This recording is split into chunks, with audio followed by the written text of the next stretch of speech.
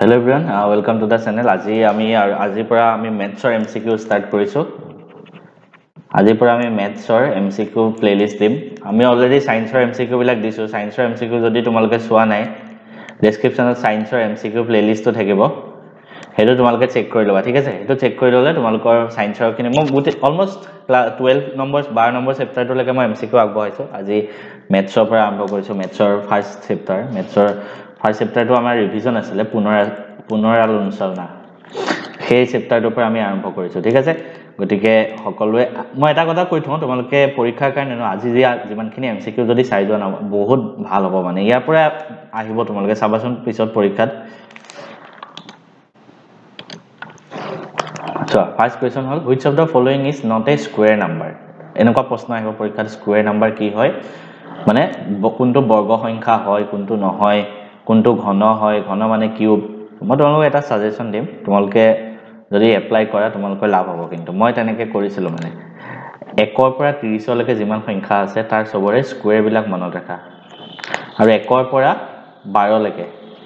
যিমান সংখ্যা আছে তাৰ সবৰে কিউব বিলাক মনত ৰাখা। এই দুইখন টেবুল বনাই লবা, এখনৰ এখন টেবুল, এখনৰ এখন টেবুল। এই দুইখন টেবুল তোমালোকে পঢ়া টেবুলৰ আগত ৰখাই থৈ দিয়া। কি কৰিবা, আজি যোনে এতিয়ালৈকে এইটো কাম কৰা নাই তোমালোকে এইটো কাম কৰি লোৱা, পঢ়া টেবুলৰ আগত লগাই থোৱা। তোমালোকে তেতিয়া পৰীক্ষাত চাবা, তোমালোকক ৰিভিজন চেপ্টাৰটোৰ পৰা এনেকুৱা ধৰণৰ যদি প্ৰশ্ন আহে স্কয়াৰ নাম্বাৰ, কিউব নাম্বাৰ, তোমালোকে আৰামত কৰিব পাৰিবা। গতিকে এইটো মোৰ সাজেশন হ'ল, যিসকলে এবাৰ মেট্ৰিক দিব গৈ আছে এইটো কাম কৰা। এইখিনি মুখস্থ ৰাখা, যাৰ মুখস্থ নাই। চোৱা, 441 21 ৰ স্কয়াৰ হয়, 576 24 ৰ স্কয়াৰ হয়, 729 27 ৰ স্কয়াৰ হয়। মই এতিয়া এইবিলাক কেনেকৈ মুখত কৈ দিব পাৰিলো, কাৰণ মোৰ মনত আছে, সেইটো কাৰণে তোমালোকক কৈছো, তোমালোকে মনত ৰাখিব চেষ্টা কৰা। 572 তো বৰ্গ নহয়। নেক্সট,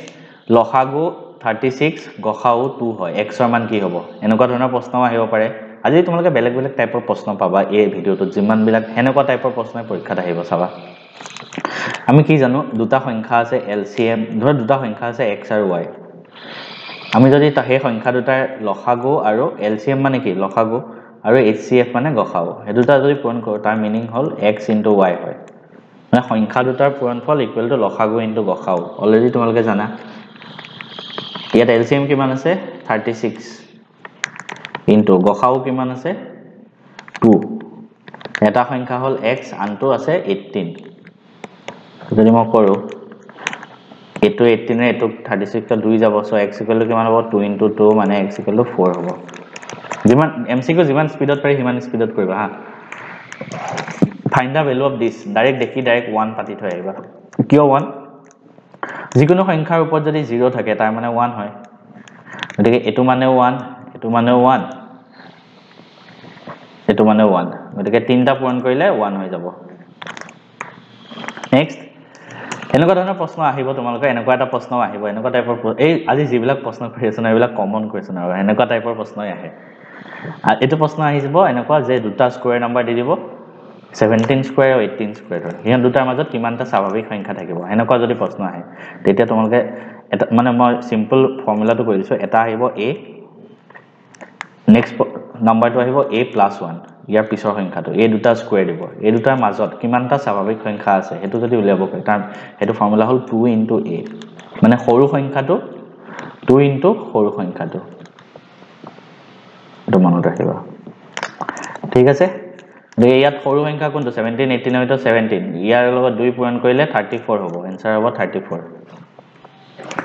আটাইতকৈ সৰু মৌলিক সংখ্যা আৰু আটাইতকৈ সৰু যৌগিক সংখ্যাৰ লসাগু নিৰ্ণয় কৰা। আটাইতকৈ সৰু মৌলিক সংখ্যা কি হয় 2 হয়, আৰু আটাইতকৈ সৰু যৌগিক সংখ্যাও 2 হয়। আমি দুইটাৰে লসাগু উলিয়াব লাগে। তো দুটা সংখ্যা সেম হয়, দুটা সংখ্যা যদি সেম হয় হেতৰ লসাগু কিমান হ'ব 2 হ'ব। সো आंसर হ'ব 2। নেক্সট, সমানুপাত। ঠিক আছে, সমানুপাত মানে কি হয়, সমান a b c d এই দুটা যদি এই গোটে চাৰিটা যদি সমানুপাতত আছে, তাৰ মিনিং হ'ল এটো লিখে এনেকে a/b, তাৰপিছত ডাবল দিয়ে, তাৰপিছত c/d, তাৰ মিনিং হ'ল a/b = c/d হয়। এটা ফৰ্মুলাত ক'বাত আছে নেকি a/b = c/d? নাই। নাথাকিলে নেক্সট আমি কি কৰিম, ক্ৰস মাল্টিপ্লাই কৰি চাম। এটো আৰু এটো পূৰণ হ'ব, ad = bc। AD equal to BC ক'বাত আছে নেকি চোৱা এইটো নেক্সট অথনি অলপ আগত কৰি অহা টাইপৰ প্ৰশ্ন হয় দুটা স্কয়াৰ দিব এই দুটাৰ মাজত কিমান আছে আমি কি কৰিম সৰুটো ধৰিম সৰুটো আছে ইয়াত 18 into 2 কৰিলে 36 आंसर হ'ব 36 যদি m n ৰ ঘনমূল হয় তেন্তে n ৰ মান কি হ'ব ক্ৰিটিক্যাল মানে ইজি প্ৰশ্ন হয় কিছু মানে টান পাব পাৰে এটো এনে কৈছো if m is the cube root of n মানে m কি হয় n ৰ ঘনমূল মানে n এটা নাম m কি হয় n ৰ ঘনমূল মানে কিউব ৰুট এনেকে লিখে যেনেকৈ আমি বৰ্গমূল কওঁ এই প্ৰশ্নটোত যদি m n ৰ বৰ্গমূল কল হয় তেতিয়া কি হ'ল m √n হ'ল ইয়াৰ মানে বৰ্গমূল এটো মানে ঘনমূল সো এটা আমি দুইফালে যদি কিউব কৰি দিও m কিউব ইকুৱেল টু এফালে 3 টো গুছি যাব n কিউব হৈ যাব n হৈ যাব n আমাক কৈছে n ৰ মান কি হ'ব n ৰ মান হ'ব m কিউব কোনো অযুগ্ম অখণ্ড সংখ্যা n ৰ বাবে -1 টু দি পাৱাৰ n ৰ মান কিমান হ'ব আমাক কি কৈছে n টো কি হয় এটা অযুগ্ম সংখ্যা হয় অযুগ্ম সংখ্যা মানে যিকোনো হ'ব পাৰে 1 3 5 7 যিকোনো হ'ব পাৰে আমাক কৈছে -1 টু দি পাৱাৰ n ৰ ভ্যালু কিমান হ'ব নৰমালি চোৱাচোন এটা এটাকে আমি পুট কৰিছো -1 টু দি পাৱাৰ 1 কিমান হ'ব 1 হ'ব -1 টু দি পাৱাৰ কিউব হ'ব কিমান হ'ব তেতিয়া -1 তিনটা পূৰণ হৈছে তো তিনটা পূৰণ মানে এটো প্লাস হ'ব এটো মাইনাস থাকি যাব তো -1 মানে মই কি ক'ব বিচাৰিছো বুজিছানে -1 টু দি পাৱাৰ n আছে যদি n টো অযুগ্ম হয় তেতিয়া এটো সদায় -1 হ'ব ঠিক আছে আৰু এটা এটো কন্ডিশন 1 সেকেন্ড এনেকৈ দিব পাৰি ইফ n টো যুগ্ম হয় যদি n টো যুগ্ম হয় তেতিয়া -1 টু দি পাৱাৰ n মানে সদায় 1 এ হ'ব কাৰণ যুগ্ম হ'ব না যুগ্ম মানে কি 2 4 6 -1 দুবাৰ পূৰণ কৰিলে মাইনাস মাইনাস কাটা গৈ প্লাস হ'ব চাৰিবাৰ পূৰণ কৰিলে দুবাৰকে কাটা যাব গতিকে 1 থাকিব এটো মনত ৰাখিবা হা এইবিলাক সৰু সৰু কথা হয় সৰুতে পঢ়িছিলা নেক্সট এটো মিনিং কি হল ঘনমূল 8 ঘনমূল উলিয়াব লাগে মানে 8 টো কিমানৰ ঘন হয় কিমানৰ কিউব হয় এটো যদি মই কৰো 8 টো কিমানৰ কিউব হয় 2 27 ৰ ঘনমূল 3 64 টো কিহৰ কিউব 4 গটেকেটা যোগ কৰিলে 2 3 5 4 9 হৈ গল ইমান ইজি নেক্সট আছে এটো √2025 মানে 45 তেন্তে √, এটো মানে কিমান হয় আৰু যদি এটো টান লাগে এনেকে কৰিবা 20.45 আছে ন এটো আমি এনেকে লিখি দিব পাৰো 2045 ডিভাইডেড বাই 20.45 মানে 100 ডিভাইডেড বাই 100 হলে 0.45 হ'ব ওপৰত লিখিলো 2045 তলত লিখিলো √100 √2045 মানে কিমান দি আছে 45 √100 মানে 10 সো आंसर হ'ব 4.5 নেক্সট তলৰ কোনটোৰ একক স্থানত 1 থাকিব মানে আমাক স্কয়াৰ উলিয়াব লাগে কোনটোৰ একক স্থানত 1 থাকিব এনেকুৱা ধৰণৰ প্ৰশ্ন আহিব তোমালোকৰ এনেকুৱা প্ৰশ্ন আহিলে তোমালোকে কি কৰিবা জানানে গুটেকেটা স্কয়াৰ উলিয়ালে চাব নালাগে জাস্ট কি কৰিবা শেষৰ ডিজিটটো অকল শেষৰ ডিজিটটো স্কয়াৰ উলিয়াই চাবা 9 square hall 81 4 square hall 16 8 square hall 64 0 square 0 De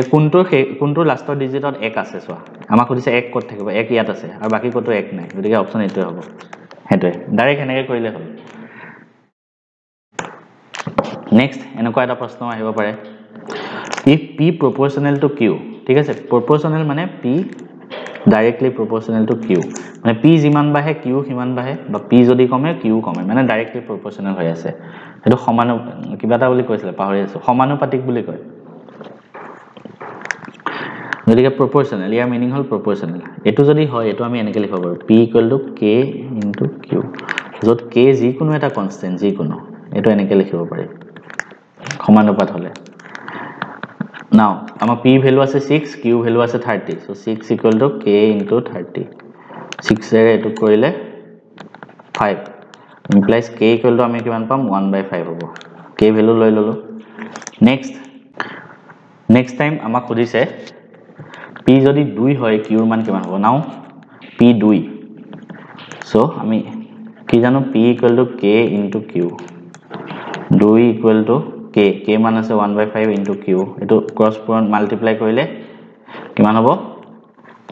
k q equal to 2 into 5 মানে 10 এনেকে মই কোনোবাই যদি মুখত কৰিব বিচাৰে মুখতো কৰিব পাৰা মানে প্ৰপোৰ্শনাল হলে এটাই কথা 6 পৰা 30 হৈছে কিমান পূৰণ হৈছে into 5 হল ঠিক তেনেকে 2 আছে 2 পৰা into 5 কৰা কিমান হ'ব 10 মুখত কৰিব পাৰি কিন্তু মই মেথডটো বুজাই দিছো মুখত কৰিলে মুখতো কৰিব পাৰা তলৰ কোনটো পূৰ্ণ ঘন মানে পাৰফেক্ট কিউব মানে কিউব হয় মই অলৰেডি এটো কাৰণে কৈছে 1 পৰা 12 লৈকে কিউবটো মনত ৰাখা এটো কিউব নহয় এটো কিউব নহয় এটো কিউব নহয় এটো কিন্তু কিউব হয় কিহৰ কিউব জানানে 7 কিউব 343 তলৰ কোনটো অযুগ্ম সংখ্যাৰ বৰ্গ সো অযুগ্ম সংখ্যাৰ যদি বৰ্গ হয় অযুগ্ম সংখ্যাৰ বৰ্গত শেষৰ সংখ্যাটো অযুগ্মই হ'ব যেনেকৈ আমি অযুগ্ম সংখ্যা কি জানো 1 3 মানে এটা ডিজিটৰ 5 7 9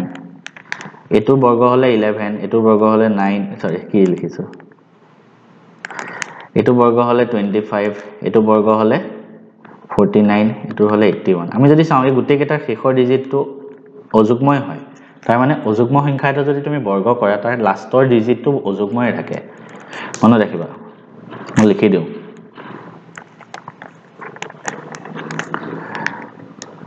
অযুগ্ম তোমালোকে মনত ৰাখি লবা অযুগ্ম সংখ্যাৰ বৰ্গৰ একক স্থানটো কি হয় অযুগ্মই হয় আৰু উল্টাটো একে যদি যুগ্ম হয় তেতিয়া একক স্থানটো যুগ্ম হয়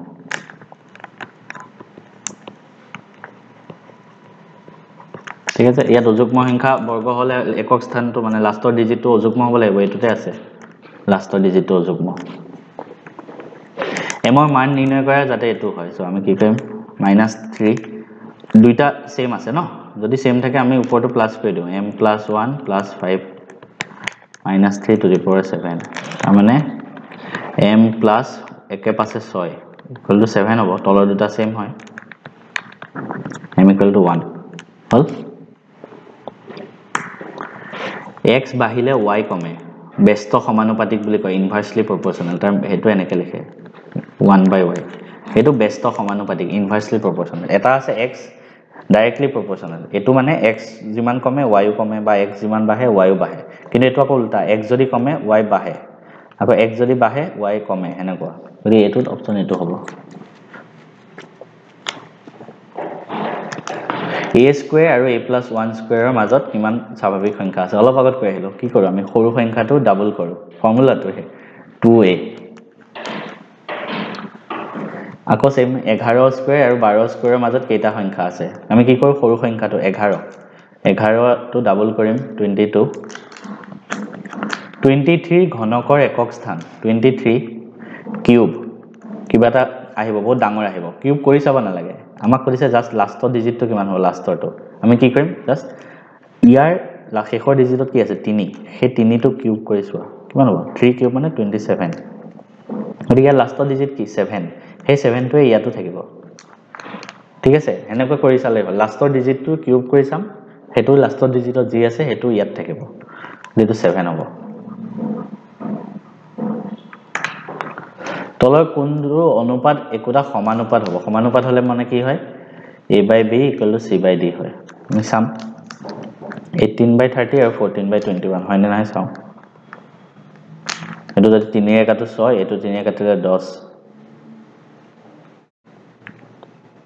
এটো 3 এ কাটিলে নহব 2 এ কাটিলে 3 5 3/5 এটো 14/21 2 এ কাটিলে 7 2 এ মানে 7 এ কাটিলে 2 7 এ কাটিলে 3 এটো সমান নহয় এটো নহয় নেক্সট টু চাও 22/23 33/24 এনেও নহয় সমান নহয় নেক্সট টু চাও 12/21 32 56